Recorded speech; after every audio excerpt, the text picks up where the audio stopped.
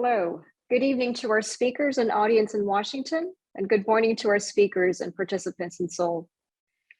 I first want to thank the Global Peace Foundation, the Alliance for Korea United USA, and the One Korea Foundation for inviting me to speak today on the important topic of the U.S.-South Korea alliance and Korean unification as we look forward to a new South Korean presidential administration. Now, while every leadership change in South Korea and the United States elicits anticipation and hopes for an even stronger alliance, I think we can agree that the inauguration of the Yoon administration is of even keener interest today in light of the realities of the Korean Peninsula and emerging challenges beyond the immediate region. Today's security challenges are no longer the sole responsibility of one country or even one region. The threats are no longer confined into well-defined singular problem sets. As the most recent and ongoing example, the COVID-19 pandemic has borne economic, public health, and even cultural ripple effects without discrimination of national borders or even ideological preferences. So this has called for countries to adapt quickly and responsively. It's also underscored the need for states to redefine and expand traditional alliances and partnerships. Now, clearly the North Korean threat is and will remain an enduring security challenge for the Republic of Korea as well as the United States. And even the DPRK's weapons threat has not only intensified, but especially in recent weeks, became much more palpable with its recent test firing of its tactical guided weapon, with the potential to deliver a tactical nuclear warhead that would pose a threat to Seoul's own security. Now, this underscores the imperative for Seoul and Washington to tighten aligned coordination and strategy. But even with the North Korean threat, there's more than just nukes. We're talking about the regime's blatant disregard for human rights of the North Korean population.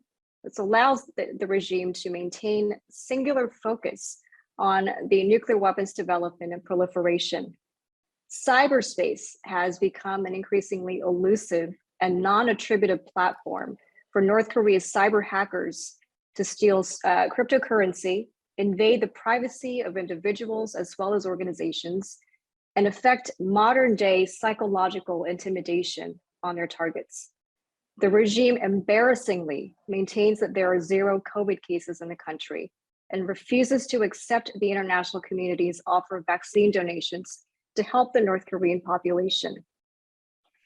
In addition to the North Korean threat, there are new challenges that go beyond the parameters of the Korean Peninsula, which call for our concerted efforts.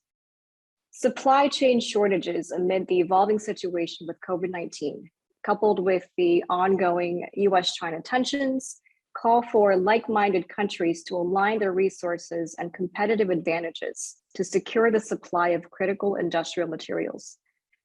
Also, our ban on Russian oil imports and other natural resources in response to Putin's invasion of Ukraine have caused shockwaves in the global market.